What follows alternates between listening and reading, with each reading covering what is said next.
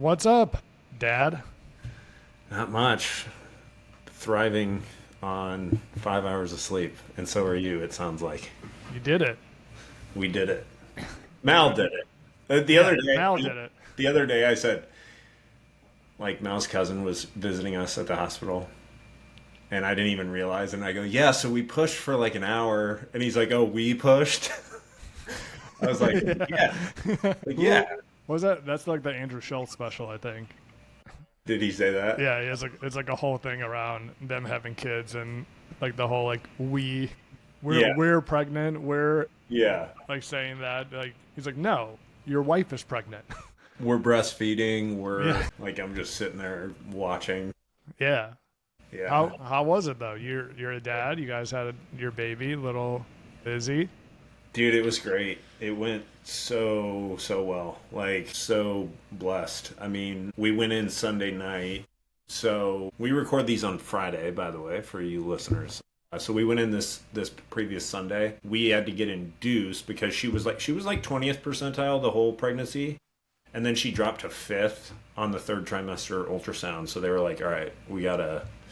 They did like some further testing and everything was good, but they were like, usually we want to get her out to get her feeding and get her up quicker. So we did that Sunday night. She took an oral medication to like kick it off. And usually then you do the Pitocin like 12 hours later or something. And we didn't even need the Pitocin. Like she took Nice. 2 doses of the oral medication.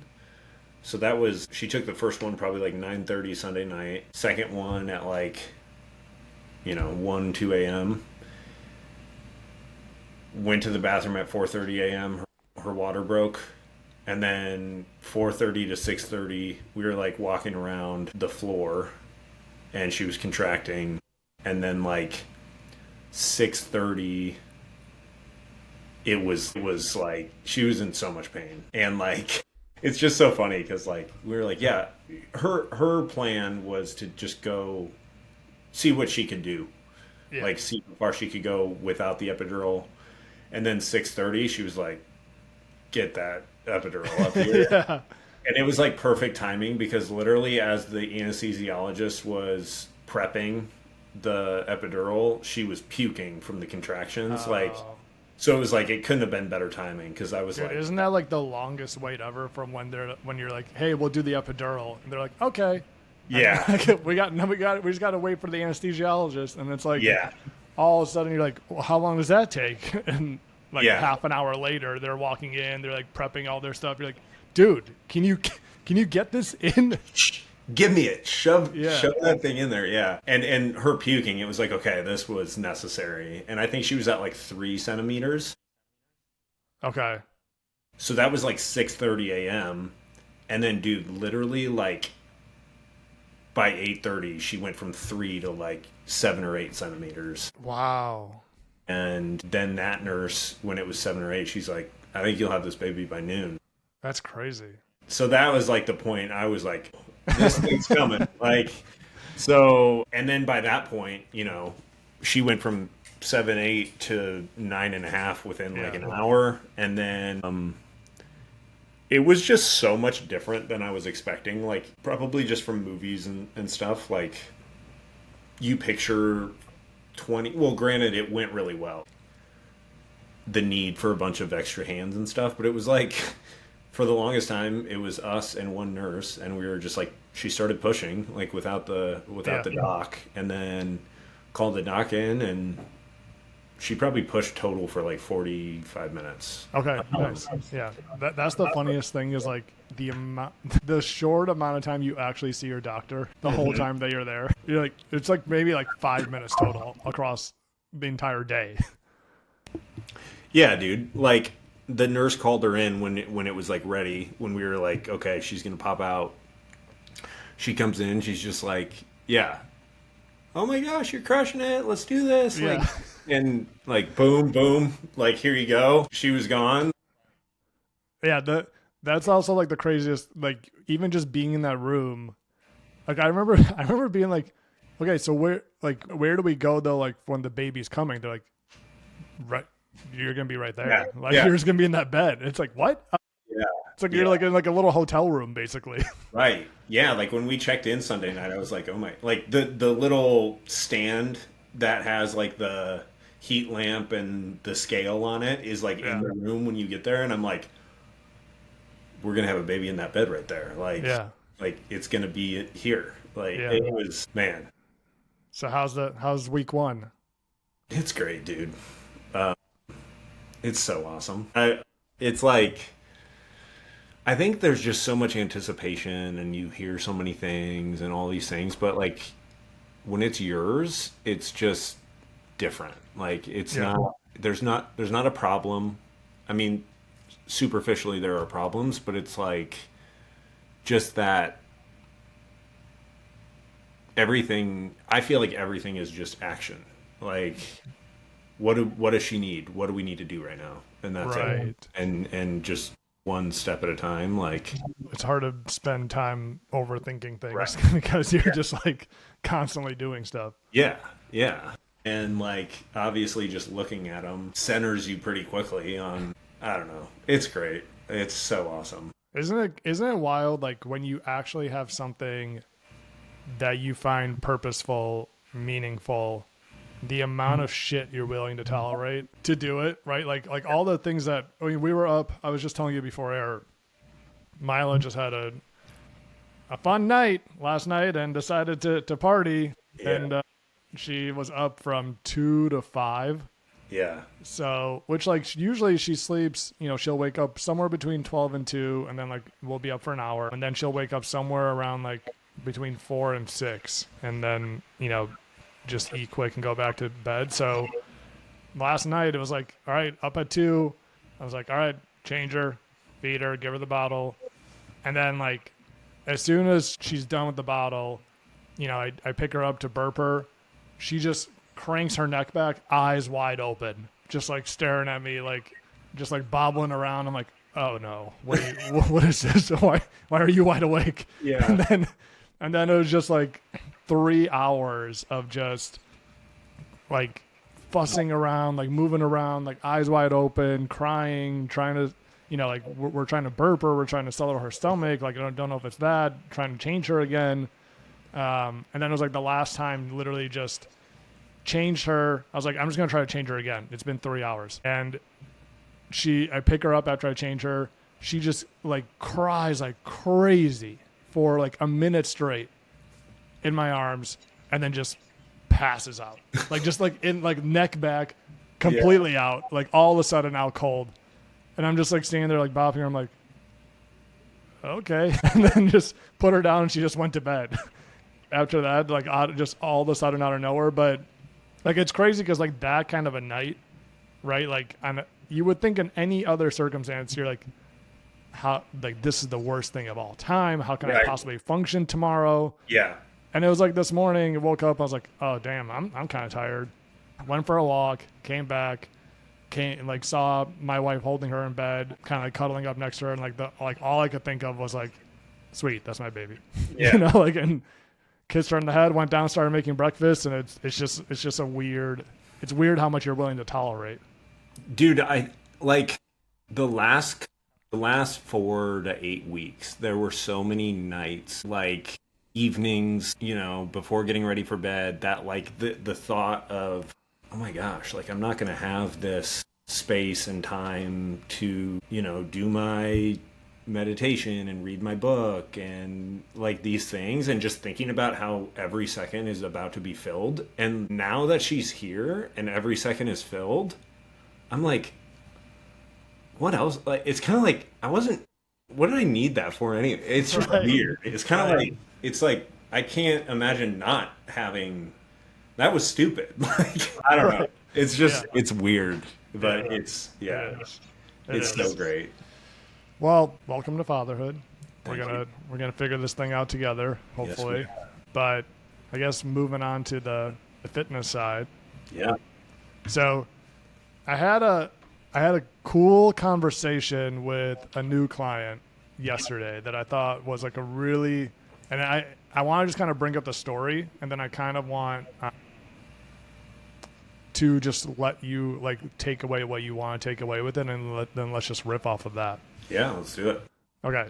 So new client is getting started with DataFit coaching, which is a rock star coaching program. Like unbelievable. If you really want to improve your physical health, without ruining your mental health, man, what a program. But so get on the call with her for our onboarding call, and we're just kind of chatting, and she's talking about how, and she's probably listening to this because she said she's been listening to all the podcasts. So thank you for the awesome conversation yesterday. I'm not going to mention her name, but we were talking. I was just like, describe your goals, right? Like what do you want to do, and how can we help? And she brought up, she's like, I've been following a lot of the advice. I've started strength training, and I've been doing that consistently. I've been, prioritizing protein and walking a lot and getting steps. It was like, sweet, awesome. And she's like, I think I'm doing a lot of those things, but it's just really need help with the calories. I gotta, and just really focus on getting the weight down, because I feel like I'm just not, putting the enough effort and focus there as much as I want to. I was like, okay. So, kind of walk me through where your calories are. She had said their calories are between 2,200 and 2,400. Okay. And I was like, whoa, okay. It seems like a pretty healthy range. Yeah. And I was like, and what's your weight done, over the last 12 months? She's like, my weight is up. She's like, I've gained probably 10 pounds in that time. I was like, okay, so you've gained 10 pounds in 12 months, so a little less than a pound per month? She's like, yep. And I was like, and you've been strength training and lifting that whole time? She's like, yeah, pretty much. And I was like, and recording your reps, getting, increasing reps weight? She's like, yeah. And really, she's like, I have a trainer who's really kind of helping me with a bodybuilding kind of style of training. And so she's like, I don't do a lot of different types of exercises, but I've been growing on those ones. And I was like, do you look different?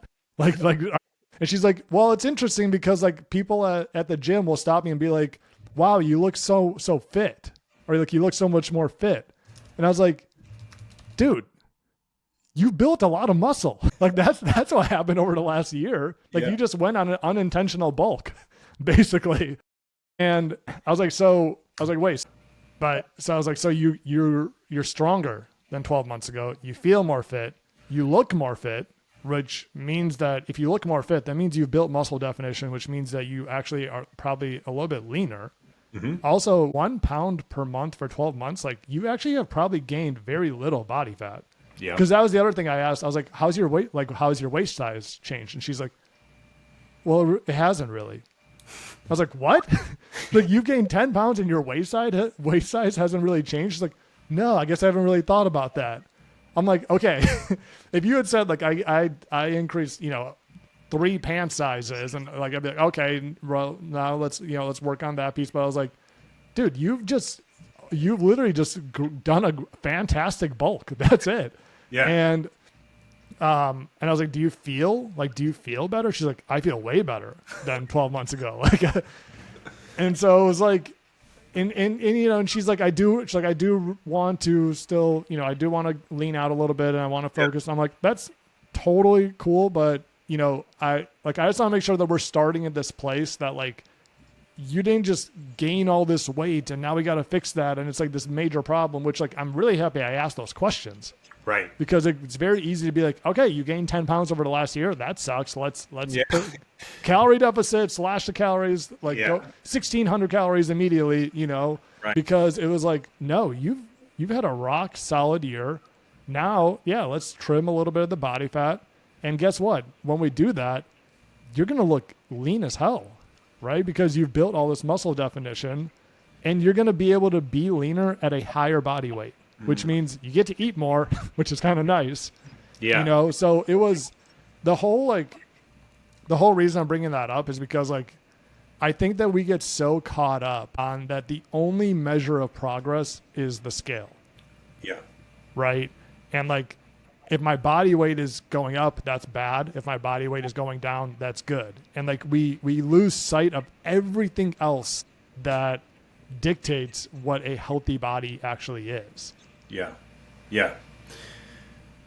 This is just the nerd in me that wants to say 10 pounds over 12 months is 0.83 pounds a month. Over 4 weeks is 0.2 pounds a week. Of course, this is the average. So 0.2 pounds, that means she's been roughly in a surplus of about 700 calories a week, which is 100 calories a day. So like, and that is actually perfect for building muscle. Exactly. Couldn't be better. Yeah. And so like you said, she's like, imagine if she cuts 10 pounds back to where she started. Yep. But she does it right, maybe adds a little bit more muscle. And that means like, let's say roughly 2,300 calories she's been tracking most days. She honestly might be eating 2,500 on average, like most of us are underestimating a little bit. She can probably like start cutting and lose. She could be losing half a pound a week on 2,000 calories a day. Incredible, right? And most people are on this flip side of they go to 14, 15, 1,600. They go out to eat. Their average comes back up. They go back to 1,400. They're in this boomerang. They don't really have consistency because their energy's kind of up and down because they're binging and not binging, but eating more and restricting. Mm-hmm. Like, I always think about this as a bow and arrow. Like, what she's been doing the last year is pulling that arrow back, and we all try to we all want to, if we want the arrow to go as far as possible, everyone's like looking forward, like, no, I want it to go that way. I want it to go that way. I have to release this thing and push it forward. And every time, then you're just barely building up that, potential energy or whatever that'd be called to get it to go far. And what she's been doing is just cranking that thing back. And now it's like release, and you let energy take over, whatever that would be called. Yeah. And this is going to be amazing. I love that. I mean, it already is amazing. That's a great analogy. And that's the whole thing that like, it's so hard to convince somebody to actually start with that, right? Because the other thing too is like, I totally get it. If you have 40, 50 pounds of body fat to lose, and you already have high blood glucose, you have high cholesterol, like your doctor's saying like, hey, we need to lose weight to improve your metabolic health right now, right? Like, I'm not going to tell that person to spend the next year gaining weight just to build muscle. Right. Like, do I think it would help? Maybe, actually. But that's a really hard road to go down, right? But for most people, if you're because I had asked her too, like, how's your blood work? Good. Like, everything looks good. Cool. Right? So if you're in a place where it's like, okay, I want to lose maybe 10, 15, even like 20 pounds, it would be like, it's so, the hardest part is mentally, right? To accept, okay, I'm going to spend the next 6 to 12 months building muscle, gaining a little bit of weight, which might mean like I do look like I have a little bit more body fat on me. I know that sucks. I know that sucks to hear, but man, what a difference that would make for the next 2 years, 3 years, 5 years in terms of the efforts that you have to put in versus just like immediately going to, I'm going to slash calories, lose weight, and just keep going lower and lower and be like, all right, now I got to readjust calories and lower them again, readjust calories, lower them again. And then like people are always like, at the end, I'll worry about building muscle. At the end, I'll do it. Right. And then you kind of just get to that point where it's like, you start having that, there's 10 pounds left and I'm struggling to do it. And it's so hard. Like the way she did it is like, I wish everybody could just start that way. Yeah. I think it's important. Do you remember like roughly height and weight? And I can check while we're chatting. Let me just check. Yeah. Because what you just said about if you have a lot more weight to lose. Yeah. And she did say that she's doing in-body scans. And I think she's at like 33% body fat or something in the in-body. It was like between 31 and 33. And she's like, I do want to get that to like a healthy range, you know, from like just like normal ranges. And so I was like, okay, so if we were to get to like a 25% body fat, right? That's like realistically probably losing about 10 to 15 pounds. Yeah. Now, right? Which is amazing because that would put her pretty much where she was a year ago. Yeah. Right? At like 5 to 10% less body fat percentage. Exactly. So she's 5'8", about 175. Okay.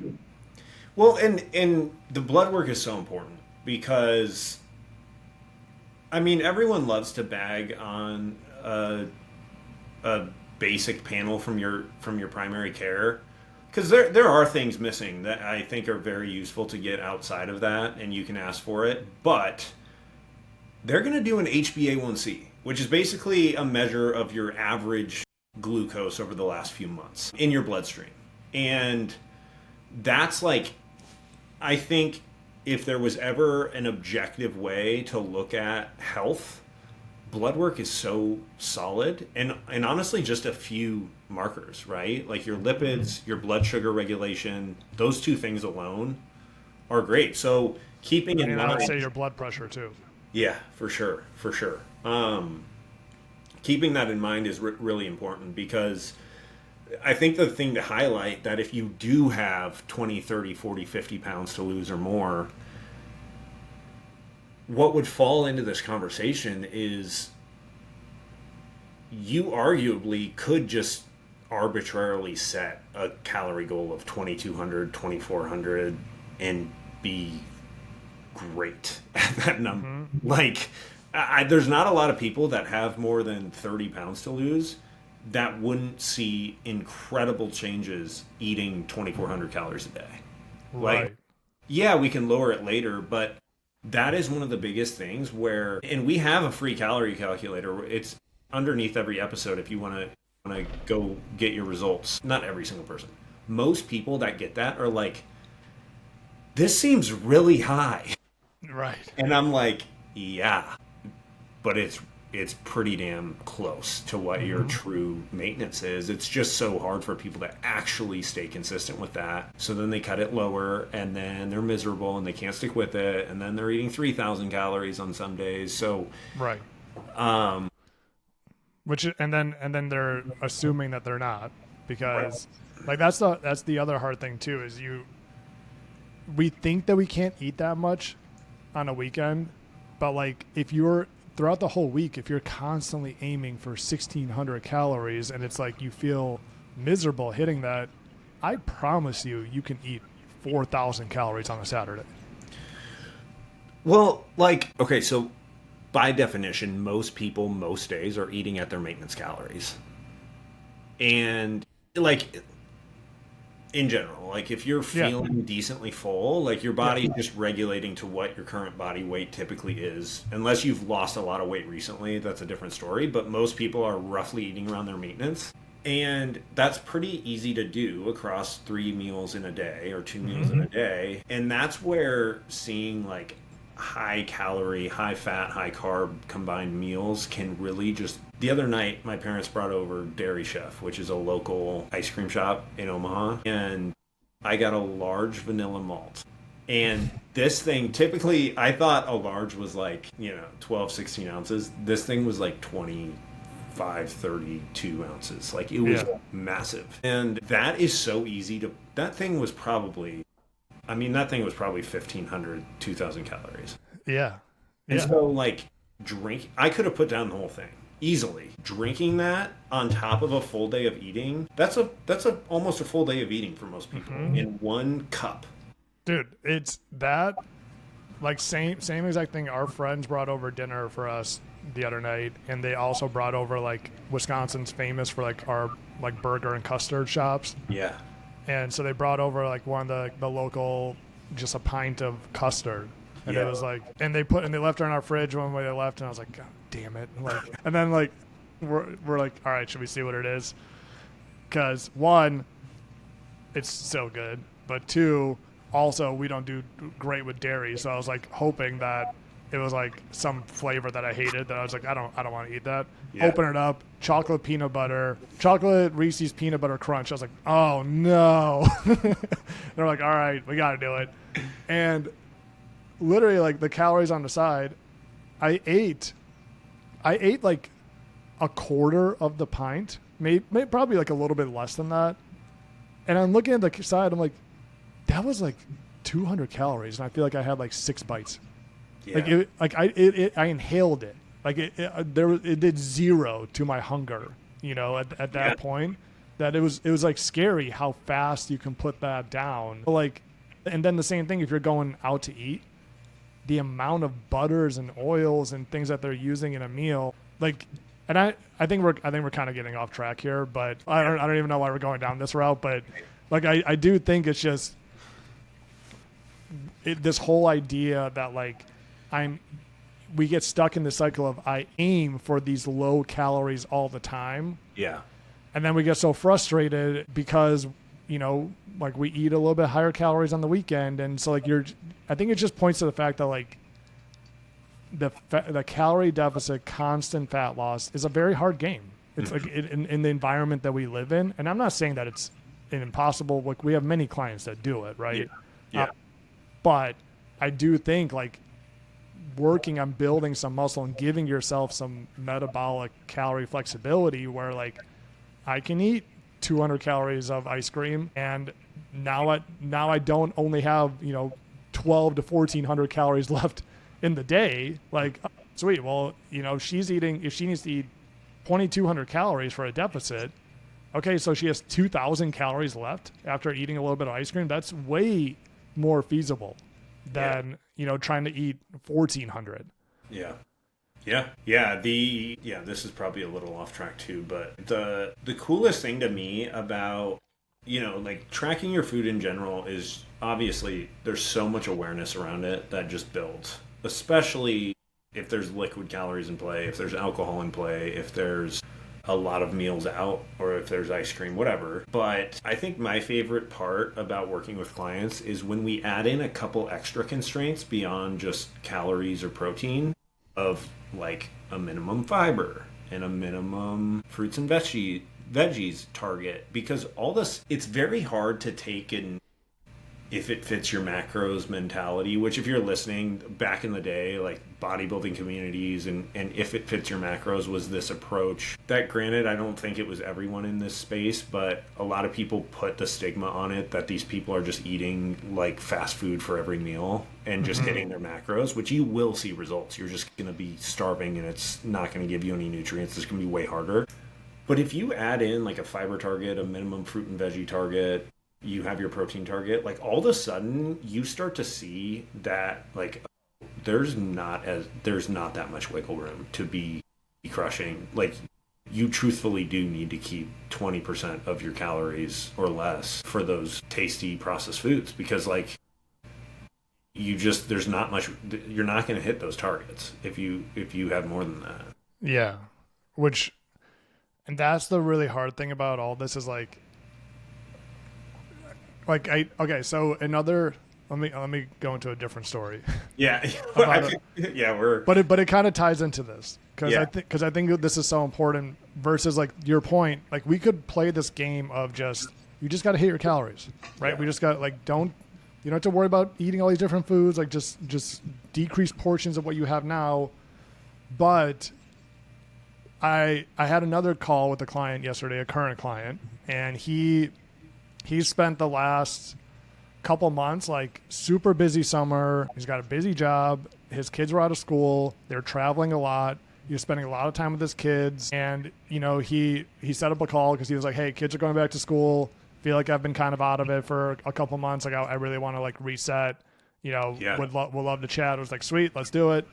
We get on the call and like, he immediately is like, all right, the last couple of months has been a failure. I'm just going to say that it's just been bad. It's been a failure. And I was like, And I was really like, as he's saying all these things, I was kind of like, okay, hold on. Like, why was it a failure? Right? Like, what about it? And he's like, well, you know, he's just saying, he's like, I was just traveling a lot, and, you know, I was with the kids a lot, and I just stopped tracking food entirely. And, you know, the workouts were kind of hit or miss there. He's like, I did walk a lot. I was getting my steps pretty much all the time. And, you know, also at the same time, he's like, I started getting back in the gym this week. And he's like, you know, what's kind of cool is like, I'm actually like super excited about my workouts. He's like, which I never have been like that. He's like, I actually like enjoy them. I like going to the gym. I like getting stronger. It feels good. He's like, and it's also interesting that he's like, you know, I was going on a mountain bike ride with my kids, and usually like my calves like 20 minutes in are just burning, and I'm like barely able to keep up. And like, they were like good. Like I was like able to like maintain like the whole ride. It felt good. And you know, and like I'm just like kind of like nodding and listening, like hearing him say all these good things that he's doing, right? Yeah. And then he's like, you know, the calorie piece is what I realize is that it just helps me like actually be aware of what I'm eating. He's like, because otherwise I might come downstairs and just grab a handful of M&Ms, or like for some reason I come downstairs like, you know, from bed to grab a glass of water at 10:38 p.m. and for some reason I need to eat a slice of cake. He's like, but when I'm tracking my calories, I don't do that because I know I have to put in an app, and I'm like, I don't want to do that. You're like, I don't want to like. He's like, it just makes me like actually aware of the actions that I'm doing. And I was like, okay, so what you're telling me is you're stronger than you were 4 months ago. You have more endurance than you have 4 months ago. You enjoy movement and you enjoy fitness more than you did 4 months ago. You enjoy walking more than you did 4 months ago. And you've also built some really great awareness around what nutritional tools help you, right? Like you understand now that, like, because I think that's the other thing with tracking is that it doesn't need to be this thing that you track every single bite and lick, and if you don't do that, it doesn't work. I was like, for you, if you don't track your lunch, it's very easy to be like, well, screw it, I'm not going to track the rest of the day because it's not already going to be a complete day. I was like, but for you, tracking is an awareness tool. Yeah. Right? So if you don't track your lunch, tracking the rest of the day still helps you actually stop and go, do I need to eat that slice of cake at 10 p.m.? Right? And that's a very important thing. And so I was like, all those things combined, sounds like you've done pretty damn well the last 4 months, right? Like, sounds like, I was like, now, could you have made more progress if you had done all of your workouts? If you had said, hey kids, we're not going out to ice cream tonight because that's not in my plan. You know, if you said, hey, maybe we don't need to travel to all these places because I don't know how I'm going to eat my protein, right? Like, all those things, like maybe, but at the end of the day, you enjoyed your summer with your kids. You had plenty of great, like, you told me how awesome your trips were to see all your family in these different places, and you were still moving forward. And then I was looking at the outside of my neighborhood, which like we live in a new build neighborhood, so there's like construction going up everywhere, right? And I was like, this is the craziest. Like, this reminds me so much that when I watch these people build these houses, right? There's cul-de-sacs next to me that didn't exist 4 months ago. Yeah. And the craziest thing to see them is half the time that they're building a home, there's nothing above ground. It's all digging the hole, putting in the foundation, cementing, making sure that it's stable, right? Yeah. And then the frames go up, then everything comes up, and that part's like super quick. They go through all that. But you know why? It's because they spent all that time building the foundation, right? They could cut out half the time and they could build a home way faster. They just put up a bunch of beams and a bunch of siding and just said, all right, let's ride. Right? But how long would that house actually stay up? And so I was like, that's what you did the last 4 months. You built your foundation, right? You figured out how to actually enjoy movement. You figured out how to manage and accurately track your nutrition in a way that's flexible enough for you to actually still enjoy life, right? Like, just because you didn't see the scale go down doesn't mean that you didn't make progress. Yeah. There's that analogy is so good because the first story you told, that's what she's done the last 12 months is build the foundation. And if she wants to lose fat this fall and a hurricane hits her house as she's building on top of that foundation, the foundation is still there. And you can then the rush is over because the foundation is there and it's below ground. It's not going to be wiped out by a tornado or a hurricane. And, maybe it goes great over 12 weeks and she crushes it and loses 15, 20 pounds in 12 weeks. Maybe she doesn't, but she can kind of back up. And it's like we still have all this solid footing to build on top of and withstand these storms that are eventually going to come up. Exactly. But I think that also goes into the conversation we had in our client group chat this week, just about looking for. There's literally always, you will find what you're looking for. If you're constantly, and we're all just constantly looking, it's this fear that if we don't look out for what's not going well, that everything's going to fall apart and we're going to die. Right. And so that, all of a sudden you remind him to look for what's going well and to zoom out and look at all these different things, because you're always going to find what's not going well. Literally always. There's always something to find that's not going well. And on the flip side, there's always something to find that's going well. And I don't know. I've been thinking a lot lately about how much social media, myself included with my content, can become this. It's not about the blanket statement of, progress over perfection. It's about practicing that in your own head every day, every day of your life, because there's never going to be a moment where it just, maybe it will click, but for the most part, it won't. It's still going to come in. And so it's about the reps, and on that, doing the reps of tweaking your focus to what is going well in other areas, even if it isn't related to fitness at all. Maybe it's work. Maybe one of my clients right now, their company is they have an IPO coming next month. He is working literally nonstop. It's insane. And so maybe it's not even fitness related that we're recognizing wins, and maybe it's completely elsewhere. And so for that client you're talking about, how can you say that spending a great summer with your kids if we broaden and zoom out, it can be so powerful. And just like that, those reps of going and doing a walk or going to the gym when you don't feel like it starts to short circuit your mind a little bit, to just be and really ingrain those things. And to that point, it becomes so much easier when you just stop looking at all this, to your point of, we're just looking for what's wrong and how we're not doing it perfectly. Yeah. And that's all we focus on, right? And so when you're just constantly playing defense, just scared of messing up. Yeah. If I miss my workout, I screwed it up. If I overeat this one day, or I don't track my calories this one day, I screwed it up. If I eat a breakfast that's a bunch of Mickey Mouse pancakes with my kids that has no protein, then I screwed it up. It's exhausting to look at it that way, right? Versus coming and saying, what am I doing well? What am I doing better than I was 3 months ago, right? 6 months ago?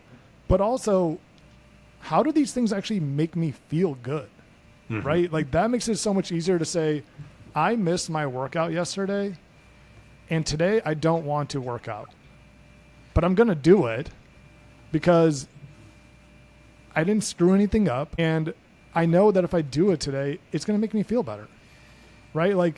And that's not always the answer. Sometimes, I had a client last week who she went to Boston for a trip with some friends and came back, had a nightmare travel day where she was stuck at the airport all day. And it got back, and the next day, I was like, how was the trip? She's like, oh, it was good, but it was a disaster coming back. She's like, today I'm just I'm exhausted. My body is just so exhausted. I can't get myself to go to the gym. And I was like, okay, well, maybe it sounds like you just need a rest today. Yeah. And I was like, so what do you want to do?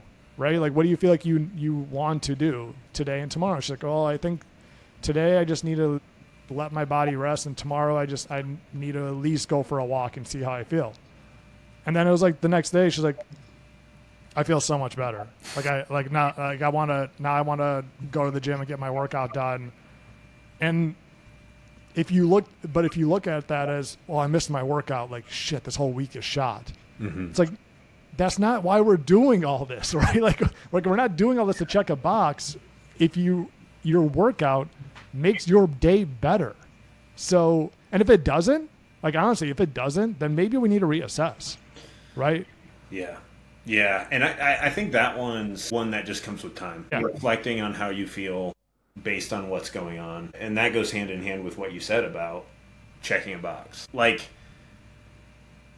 I think one of the biggest things you can do for this entire conversation is remove a timeline from your journey. If you're on the road of, I want sustainable fat loss or sustainable health and fitness, because that's what puts so much pressure on and just automatically leads to this all or nothing. And like your client who this summer didn't make a ton of progress, it'd be so easy, or sounds like he did make a lot of progress, but maybe not like aesthetic progress or scale, whatever it is.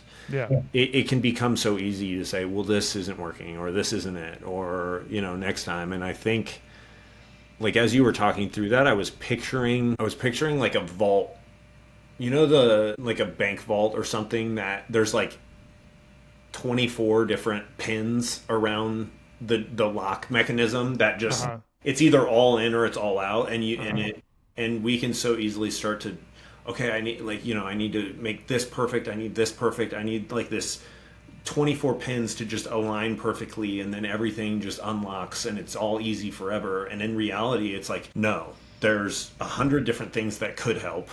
There's 5 to 10 things that have a massive impact. But if one of those 5 to 10 things is advancing forward and the rest are staying as they are, you're making progress. And like, that's even more powerful because it allows you to learn how to put some things on maintenance mode at a time. And it's just like slowly but surely moving all these different checker pieces forward over time, instead of this like, no, I need a complete overhaul of everything, and everything the stars need to align, because that's just never going to happen. Yeah. Ever. Yeah. Dude, your comment around maintenance mode, that we probably should do a whole different episode around this too, of just like seasons. Yeah. Right? Because some people are like, they just assume all times of the year are the same thing.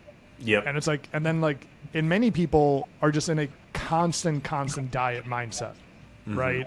For like always. And so what does that mean? If you're in that mindset constantly, your summers and your holidays suck. Yeah. Right? Because it's way harder. And like, that's the reality. You're traveling a lot more. Your kids are out of school. You have a lot more parties and get-togethers, all these things. And so you start feeling super guilty about like having a social life and having community, which is the number one predictor of longevity. Yeah. Is meaningful social connection, right? Yeah. And so part of this is, and that was what we talked about on the call yesterday too, was, hey, you made some progress when you started the program in spring, right? That's a great time to do that. And over the summer, you paused, and it's not like you gained a ton of weight back, like you maintained pretty much everything while also gaining these new skills in that time frame and building a solid foundation. Now in the fall, hey, let's attack the scale a little bit more, right? Yeah. Guess what? For the holidays, it might be a little bit more like the last couple months. And there's nothing wrong with that, right? Now, and what I don't want you to do, because the thing is, like, a coach, and I think this is why it's so important I think this is why having a coach is so helpful, to kind of give you this different perspective, right? And to reframe some of this is to show and say, okay, the last couple of months, what did you learn? Rather than just saying like, because in the past I would have just been like, whatever, we didn't make a lot of progress. It's fine. It's a summer. Like, let's move on. Let's focus on today. Right. But like, no, what did you learn the last couple of months? Because now let's take that and let's apply it to the holidays. Right. Because that's going to be a very, very similar position. So like, exactly that point of tracking, even sometimes, is helpful for my awareness. Sweet. Can we apply that somehow to the holidays? Even if the goal is to just build better, healthy habits around food, in your relationship around food, rather than like making the scale move all the time. Yeah, it's like that tracking awareness thing is the amount of clients I've had that are like, they go out to eat and they're, well, which, I don't know if these are the chips that, I don't know if this is the calories for these chips. I'm like, I don't care. I do not at all. Pick something, pick chips and log those. Estimate, no, you don't need to count every chip. I mean, sure, great if you want to, but that's not the point. It's when you see a small side of chips is 400 calories. It's awareness above everything else. And I feel like every conversation can just come back to this, because if you can cultivate that to just start slowing down and paying attention a little bit, everything is a learning experience when you're in that place. So all the tips and tricks are great, and I think there's a lot of them that we can go through. But if we get tunnel vision on checking the box and making it perfect, the same patterns are going to keep showing up that always have. Yep. 100%. That's the hardest part about all this, right? Is like the reality is the biggest thing you need is time. Yeah. You need time to learn these new skills. You need time to create these awareness around your own patterns. And when you give yourself that time and you stop putting so much pressure on to just do this as quickly as possible, and like you realize to even maintain the results I'm going to have, I have to keep doing this stuff later, right? So like I might as well slow down and make sure I'm actually building habits that I somewhat enjoy. When you do that, all of a sudden you can do this thing with a lot less guilt and a lot less shame and just kind of like frustration. And you can look at it as I'm just learning, right? Like, all right, last month wasn't perfect. Guess what? It's never going to be. Like I have very, very few clients where all their calories are just hit every single day. All their workouts are done every single day. Like the vast majority of clients, they'll have weeks where it's like, oh man, I only got one workout in the last 2 weeks. Okay. Did we learn anything? Is there anything that we could, is there anything that you feel like, well, I feel like I'm like keep putting pressure on myself to do the whole 45-minute workout, but like maybe I should just make it easier and just do the 20 minutes instead. Yeah. Love it. Great learning, right? Like you didn't fail anything. You're just literally figuring this whole thing out the same way that me and you are sitting here with little tiny babies. And every single day is like, I don't know what I'm doing, but I think I know a little bit more than I did a week ago, Dude, I think what's really important for people hearing that maybe aren't the people that have struggled with long-term consistency with something over 2, 3, 4 months. Most of our clients that are crushing every workout and most of their nutrition are the hardest on themselves. 100%. Like they are constantly the ones finding the toughest time looking at wins for themselves. Because I think it's so easy to have this perspective that these people out there that are crushing it and always in there, that it's a cakewalk, and it's not. And so to bring it back around to the babies again, like it is such a tough shift to start down the path of self-compassion and self-grace, or whatever you want to call it, towards yourself. And like, if you're listening to this and you have kids, think about, this is a common one, like talk to yourself how you talk to a friend. Think about how you talk to your child at 2 years old or 3 years old or 4 years old when they're learning something new. Like, is it their fault? Is something wrong with them? Are they defective if they are falling trying to walk? But the thing is, because when you talk about that, or at least for me, and it still happens every time I really try to hold that compassion for myself, is the voice is so strong that is like, no. Like we have to hold we have to be tough on ourselves, because if we do that, everything is going to go to shit. Because like it is such a common way to get things done or to make progress is to just be so critical. And so that's where it's so tough, because I honestly, who knows, maybe you do get to a point where it's just only ever unconditional love, but I doubt it. Right. But I mean, if you're listening to this, like, can you be my guru? But like, it is allowing, it's not this, I have to get rid of this. It's, can I just remind myself every single time that like it's okay? Because it's such a catch 22, because if you've utilized that for fuel in your life for so long, it is just such a challenging thing to hold yourself without judgment, I guess. You know, it would be a cool exercise for someone to do, and I actually might try this with some clients, is like, in whenever they are in this spiral of like nothing is good, right? To be like, okay, write down all the things in the past week, month, or whatever time frame it is that you think were bad, that you think you didn't do well, right? Write them all out. Now next to that, write all the things you think you did well.